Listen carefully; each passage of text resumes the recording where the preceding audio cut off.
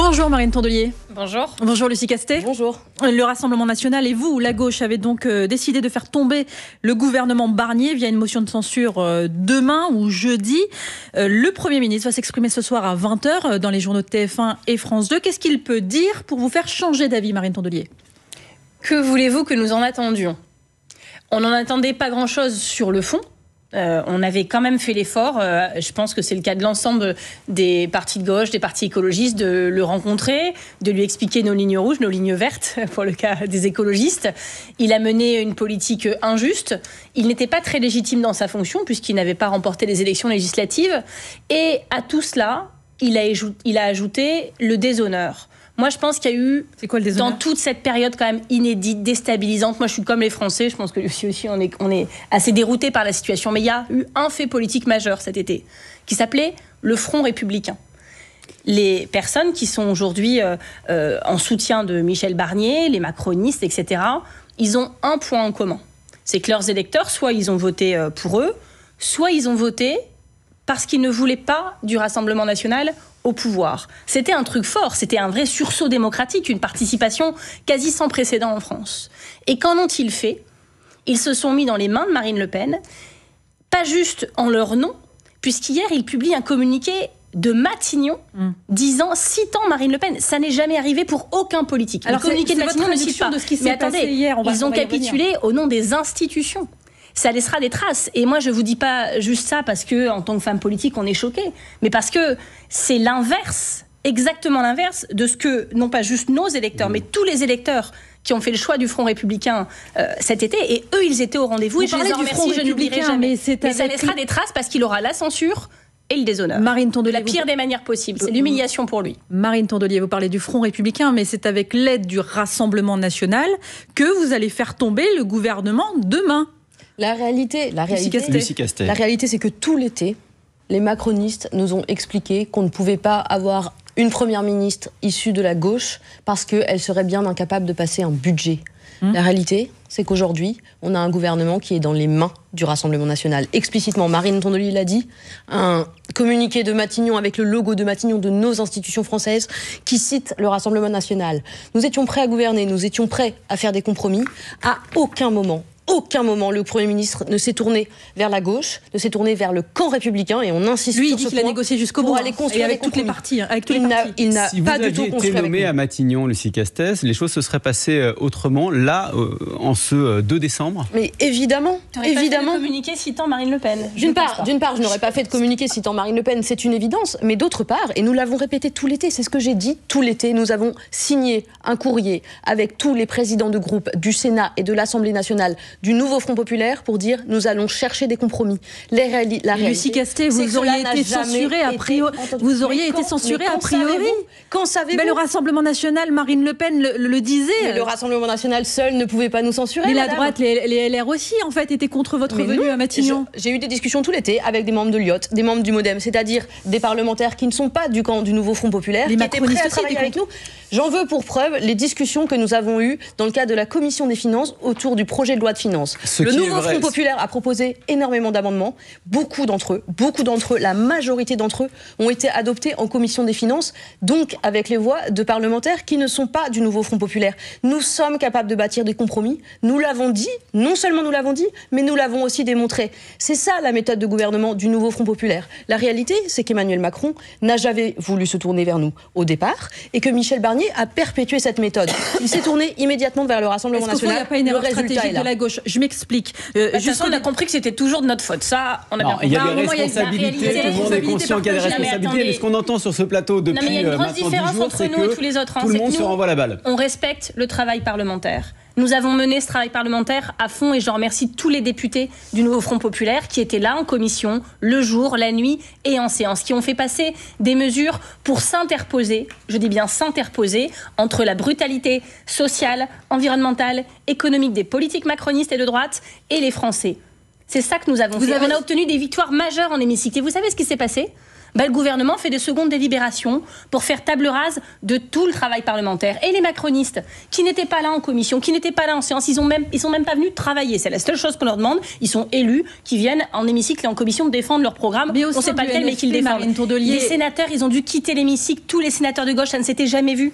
Ils ont dit, mais à quoi ça sert? On parle, c'est pas juste un truc... mais j'ai besoin de poser des questions. Oui, mais c'est pas juste un truc, que les téléspectateurs comprennent, c'est pas juste un truc, on est de droite, ils sont de gauche, on n'est pas d'accord. Hein. On parle de défendre vos collectivités territoriales, parce qu'aujourd'hui, la désespérance des Français, c'est aussi qu'ils voient plus que la politique leur apporte. Et ce qui arrive un peu à les tenir en confiance envers la politique, c'est leur maire. Et il faut dire aux Français qu'avec ce budget, avec ce qu'eux sont en train de dessiner, leur maire, demain, il ne pourra plus réaménager la salle de sport. Il ne pourra plus faire la police municipale pour garantir leur sécurité parce que le budget de l'État n'arrive plus à le faire. C'est ça la réalité. Les collectivités on va en parler des conséquences sur les Français parce qu'elles sont énormes. Ils savent aussi maintenant les collectivités, mais comment va-t-on faire ?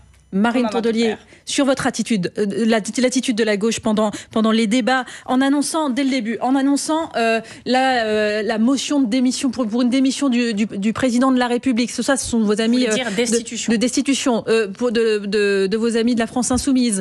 Quand vous avez annoncé une censure a priori du Premier ministre pour ce budget, est-ce que vous n'êtes pas décrédibilisé comme interlocuteur pour des négociations? Parce que les négociations, elles ont eu lieu avec le Rassemblement national hier jusqu'en début d'après-midi. C'était eux les interlocuteurs, c'était pas vous. Ces négociations ont eu lieu exclusivement avec le Rassemblement national et la responsabilité de cet état de fait est entièrement imputable au gouvernement et au président de la République. Nous avons montré notre ouverture.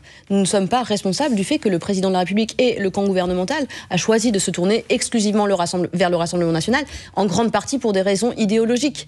Vous voyez bien l'espèce de connivence idéologique qu'il y a aujourd'hui. Lorsque Michel Barnier fait des concessions sur l'aide médicale d'État, qui va avoir pour conséquence directe, d'une part, d'éloigner la France de ses principes d'humanité, qui sont absolument fondamentaux, mais aussi d'autre part, d'avoir des conséquences budgétaires délétères et d'accroître la pression sur notre système de santé, est-ce que, raisonnablement, vous pensez que la gauche peut ne pas s'engager à voter la censure contre un gouvernement comme ça? Lucie Castet, est-ce que vous êtes plus que jamais candidate pour Matignon? Alors, cette question, c'est une question qu'il faut poser. C'est la responsabilité du président de la République de désigner une première ministre ou un premier ministre. Nous l'avons toujours dit, le résultat des élections est tel que si le président de la République, souhaite respecter l'esprit des institutions, il se tourne vers le nouveau Front populaire qui a obtenu les meilleurs scores aux élections législatives et a désormais une majorité relative. C'est ça la question qu'il faut se poser. Ensuite, sur la question du non, je l'ai toujours dit, j'ai fait partie de la solution à l'été, je me suis tenue disponible et je me suis préparée à gouverner avec l'ensemble des forces du nouveau Front populaire et également avec des responsables de la société civile qui ont beaucoup à apporter en termes de réflexion sur la politique publique à mener. Maintenant, s'il apparaît qu'une autre personne est plus adaptée et dans une meilleure position pour jouer ce rôle de première ministre, je n'en ferai absolument pas une question personnelle. Alors il faut qu'on parle de ce qui se passe... Oui, on vous pose la question parce que les socialistes ont publié un communiqué hier et effectivement, pour la suite, ils n'ont pas cité votre nom pour Matignon. Eux, ils appellent à un accord de non-censure avec les macronistes. Marine Tondelier, vous dites quoi là-dessus ? Que c'est ce que nous avons travaillé tout l'été. Et nous, on vous dit... Non, mais est-ce qu'il faut discuter avec les macronistes ? C'est ça la question, pour établir... Excusez-moi, vous avez des macronistes, ils ont deux choix là aujourd'hui. Soit ils discutent avec nous, soit ils continuent de discuter et de se compromettre en discutant avec l'extrême droite. On a bien compris quelle ligne ils avaient pris pour l'instant. On a bien vu aussi là où ça nous menait. Donc normalement, là, c'est le moment où ils s'arrêtent, ils font marche arrière dans cette impasse, ils s'excusent peut-être un petit peu et ils reviennent du bon côté de l'histoire. Peut-être que c'est ça qu'il faut faire. Mais vous savez, il y a quand même une règle en politique. C'est que c'est Einstein qui le disait, donc c'était pas que pour la politique d'ailleurs. C'est que celles et ceux qui sont à l'origine d'un problème ne peuvent pas en être la solution. Parce que leurs certitudes, leurs arguments d'autorité, leurs leçons de morale permanentes nous ont conduits là où nous en sommes aujourd'hui. C'est eux qui nous ont conduits là politiquement, c'est eux qui nous ont conduits là démocratiquement, c'est eux qui nous ont conduits là environnementalement, socialement, économiquement, donc même pas de solution du côté d'Emmanuel Macron ? C'est leur bilan. Donc quand on nous dit aujourd'hui, même pas de solution du côté d'Emmanuel Macron aujourd'hui, est-ce que c'est pas un peu de votre faute, Michel Barnier, etc. Moi j'ai un peu envie de m'étrangler quand même. Parce que... ils font l'inverse depuis le début de tout ce qu'ils devraient faire. On a exactement expliqué comment ça se terminerait. Et au moment où se passe ce qu'on dit depuis des semaines, vous venez nous voir en disant que c'est pas un peu de votre faute. Non, il se passe ce qui devait absolument se passer s'ils prenaient cette direction-là. Quand on se met entre les mains du Rassemblement national, on finit toujours par leur servir de paillasson. Et c'est quelqu'un qui vit sur un territoire qui, depuis 10 ans, est dirigé par eux, qui vous le dit. Toutes celles et ceux qui ont essayé de les brosser dans le sens du poil pour essayer de les apaiser, de les dompter, de je ne sais quoi, ça s'est toujours fini de la même manière. Lucie Castet ? Si la question, c'est est-ce qu'il faut construire des accords texte par texte pour obtenir des majorités texte par texte au Parlement, et si vous voulez appeler ça accord de non-censure, alors d'accord, c'est ce que j'ai dit tout l'été. Si la question, c'est est-ce que vous voulez construire c'est pas ce qu'a dit par exemple les Insoumis, c'était le NFP, c'était le programme rien que le programme. Mais pas du tout, moi je l'ai jamais dit. C'est ce qu'ont dit les Insoumis. Pas du tout. Mais ils ont construit. Mathilde Panot, présidente du groupe à l'Assemblée nationale, du premier groupe à l'Assemblée nationale, a signé un courrier avec tous les présidents de groupe disant on va faire des compromis texte par texte. En revanche, si la question c'est est-ce qu'il faut construire un grand accord gouvernemental avec les macronistes pour gouverner, la réponse est on doit la vérité à nos électeurs. On ne peut pas construire un accord de gouvernement, un socle gouvernemental avec des gens, un camp macroniste avec qui on ne partage pas un projet politique. Ce serait ni réaliste ni souhaitable. D'autant plus que je crois que depuis le projet de loi de finances, on a vu que les macronistes avaient même doublé le gouvernement, doublé Michel Barnier par sa droite en disant il est absolument exclu d'augmenter les impôts pour financer nos services publics. Je pense qu'on ne peut pas négocier un accord de gouvernement avec des gens qui pensent de cette manière. Marine Le Pen, comme vous dites prendre cette décision de censurer le gouvernement pour protéger le pouvoir d'achat des Français, sauf que, par exemple, selon Bercy, 17,6 millions de foyers verront leur impôt gonfler et 380 000 ménages commenceraient à s'acquitter de l'impôt alors qu'ils en étaient pour le moment exemptés. Alors, il faut pas. Vous leur dites quoi à tous ces foyers ? Alors déjà, tous ces foyers, je leur dis que je comprends leur inquiétude. Le projet de budget qui a été proposé par le gouvernement aurait des conséquences absolument délétères sur la vie quotidienne des Français, sur le système de santé, sur le système éducatif. 4000 postes de professeurs supprimés. J'ai fait la rentrée à la Courneuve début septembre. Il y a déjà les profs, ils disent c'est la pire rentrée qu'on a jamais eue. On va encore supprimer des postes de professeurs. Là, on parle des conséquences de la motion de censure qui sera vraisemblutellement adoptée. Oui, la situation budgétaire et financière de la France est préoccupante. On s'endette à des taux qui sont plutôt proches de ceux de la Grèce et qui sont moins favorables que l'Espagne. C'est une indication importante. Ça, c'est la conséquence. Mais encore une fois, qu'est-ce que vous dites aux 380 000 Français qui vont commencer... C'est la conséquence directe de la politique économique menée par les gouvernements successifs sous l'autorité d'Emmanuel Macron depuis 7 ans. On a une situation où la politique n'a donné aucune visibilité aux investisseurs, aucune visibilité à nos entreprises qui produisent chaque jour et qui emploient chaque jour.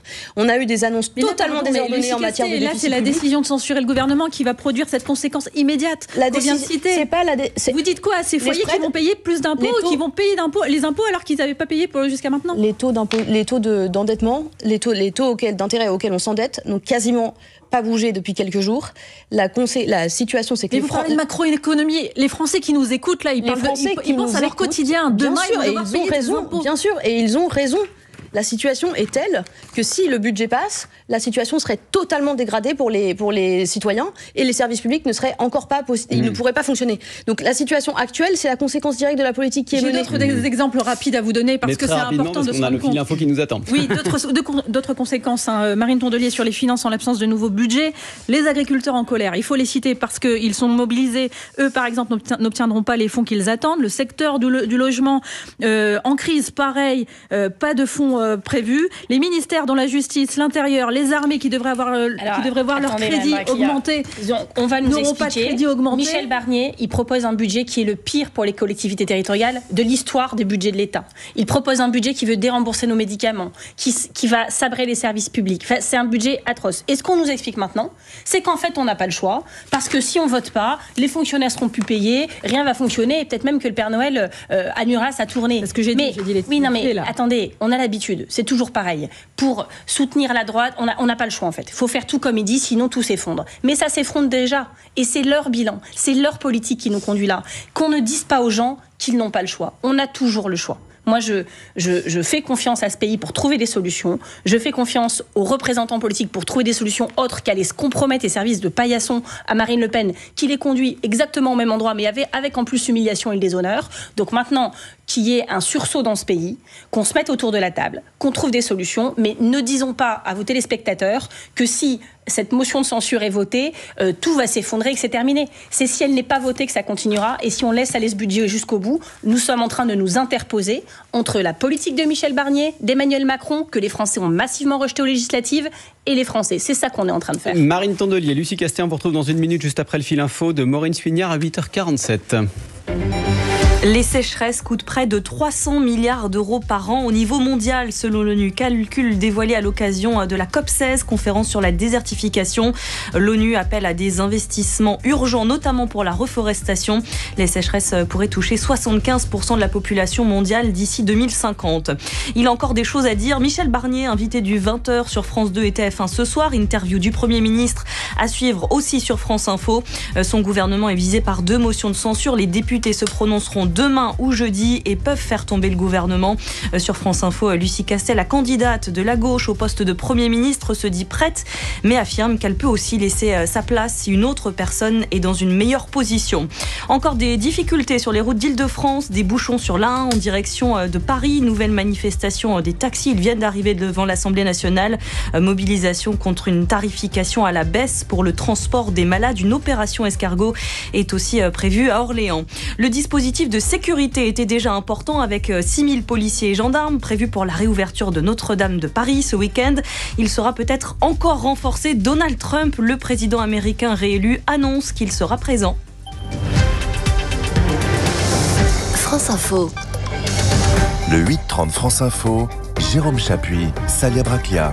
Et toujours avec Marine Tondelier, secrétaire nationale des écologistes, Lucie Castet, qui avait été désignée candidate au poste de Premier ministre par le nouveau Front populaire. Et on évoquait cette méthode que vous proposiez en cas de chute du gouvernement de Michel Barnier, des accords texte par texte, notamment avec les macronistes. Au-delà du budget, ça commencerait par quoi, Lucie Castet ? Ça commencerait par exemple par les services publics. Vous le savez, c'est un sujet qui me tient particulièrement à cœur, mais aussi qui me tient évidemment très à cœur à l'ensemble de nos concitoyennes et de nos concitoyens. Par exemple, on a des projets de texte qui sont déjà préparés, qui ont été préparés par des parlementaires du nouveau Front populaire, des députés, des sénateurs, sur la santé publique. On a un projet de texte qui propose, par exemple, un nombre minimum de soignants par nombre de patients, pour être sûr que les gens sont correctement soignés à l'hôpital, qu'ils n'attendent pas des dizaines d'heures sur des brancards aux urgences. C'est absolument fondamental pour améliorer la qualité de vie des soignants, mais aussi, évidemment, la qualité des soins qui sont prodigués à nos concitoyens. Un autre texte, par exemple, un texte pour lutter contre les déserts médicaux.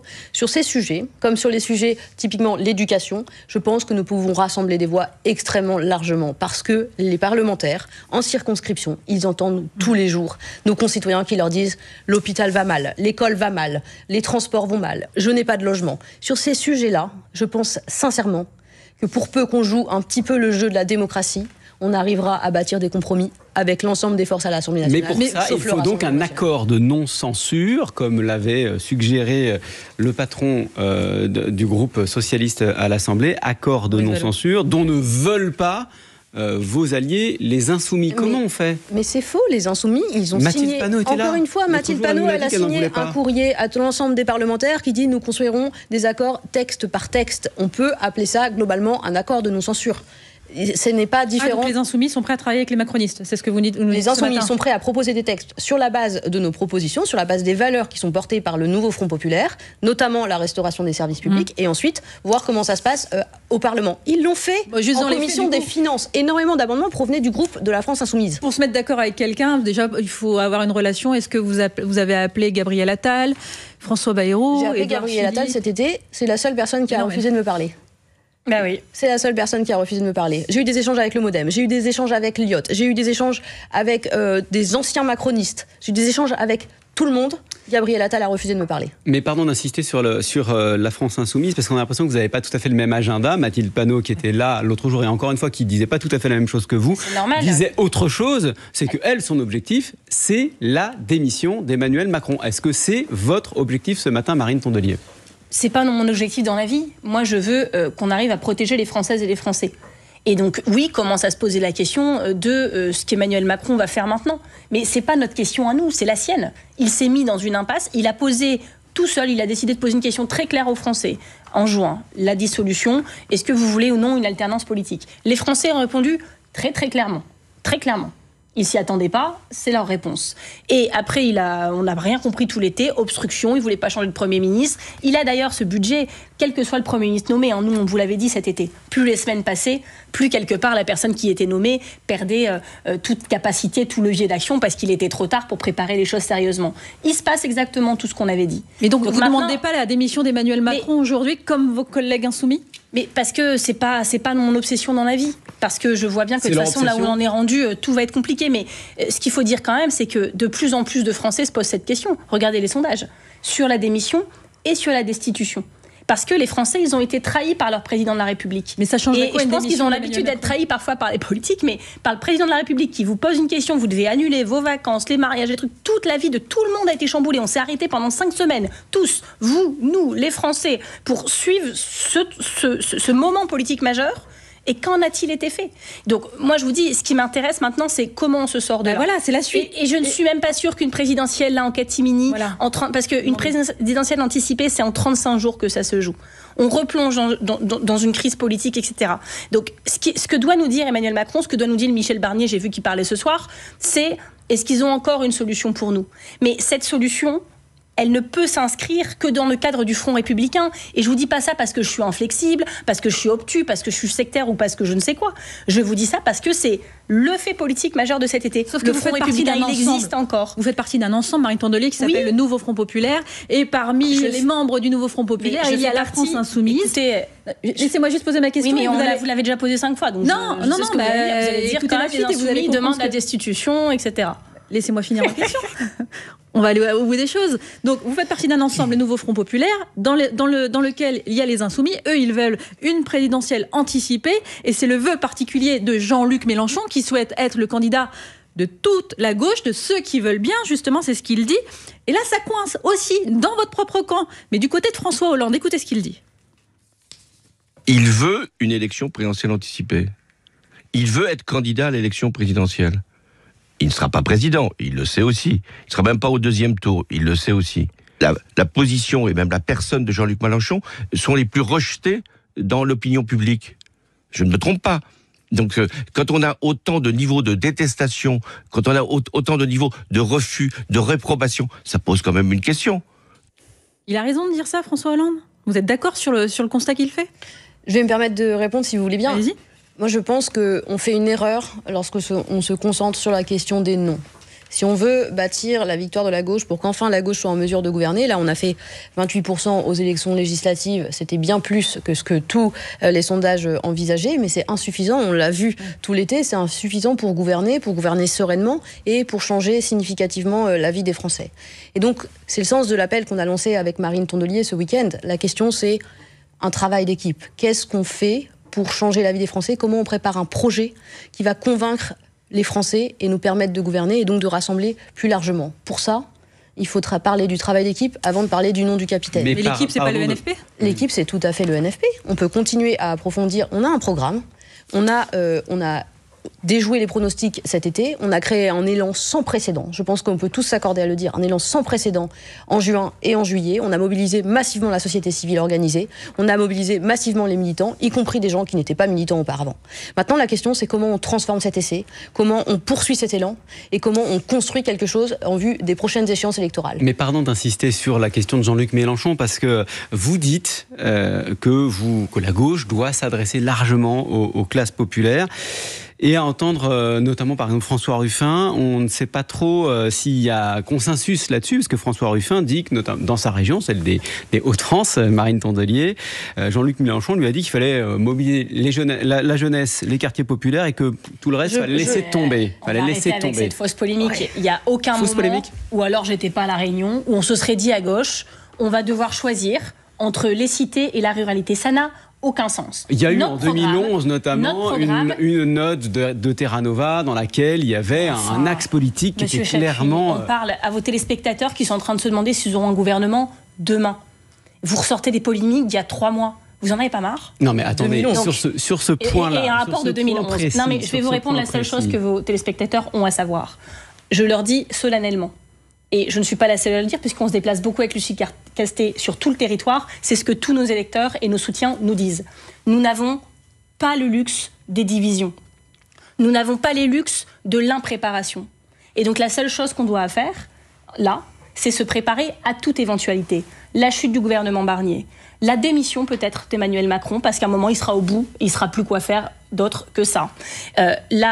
Du coup, une présidentielle anticipée, et même si elle n'était pas anticipée, elle finira bien par survenir. Des prochaines élections législatives, des municipales, où on voit bien quand même que la vie dans des villes de droite n'est pas la même que dans des villes soutenues par le camp progressiste, la gauche ou les écologistes. Donc il va falloir faire basculer un maximum de villes. Nous, c'est ça notre objet. C'est pas de commenter toute la journée je ne sais qui aurait dit je ne sais quoi sur je ne sais quel autre. Ça ne nous intéresse pas, parce que à chaque fois que la gauche et les écologistes se divisent, nos adversaires sortent le pop-corn. Mais vous savez bien pourquoi on vous pose cette question, c'est qu'aujourd'hui, les classes populaires, si on regarde les résultats des élections, oui, mais peut-être que les classes populaires, Monsieur Chapuis, peut-être que les classes populaires, ils ont envie qu'on leur parle de leur quotidien et de comment on va faire pour changer leur vie vraiment, plutôt que de commenter des micro-polémiques entre plusieurs personnes de gauche. Peut-être que les classes populaires, elles ont envie de savoir qu'on fera tout pour les aider. Et de ce point de vue-là, ce qui va se passer là est important. Parce que vous nous disiez tout le programme, rien que le programme, etc. Arrêtons les fausses polémiques. C'est pas nous qui le disions, c'est Jean-Luc Mélenchon toute la journée. Est-ce que c'est difficile de comprendre que, évidemment, que notre cap, c'est celui-là. On a écrit ce programme, on l'a chiffré, c'est notre horizon, c'est notre objectif. C'est ça qu'on doit faire. Est-ce que tout le monde a compris que tant qu'on n'était pas à Matignon, on n'était pas en mesure de le faire? Mais est-ce que tout le monde a aussi compris qu'on ne pouvait pas attendre le grand soir où tout d'un coup, on pourrait faire tout d'un coup et ce serait facile? Ça ne va pas être facile, ça ne va pas être évident, il n'y a rien qui va être fluide dans les semaines qui viennent, mais tout ce qu'on pourra arracher en s'interposant entre Macron et les Français, et en améliorant leur quotidien et en préservant le lendemain, nous le ferons. C'est ça notre engagement, et ça se passe sur gagnonsensemble.fr pour celles et ceux qui veulent nous rejoindre et travailler avec nous à la réflexion, mais aussi et surtout à l'action, aux campagnes de mobilisation sur le terrain. Merci Marine Tondelier. Lucie Castet étaient les invités de France Info ce matin. Merci d'avoir été avec nous. Je vous laisse en compagnie de Salia Braclia, Renaud Dely pour les informer dans quelques minutes.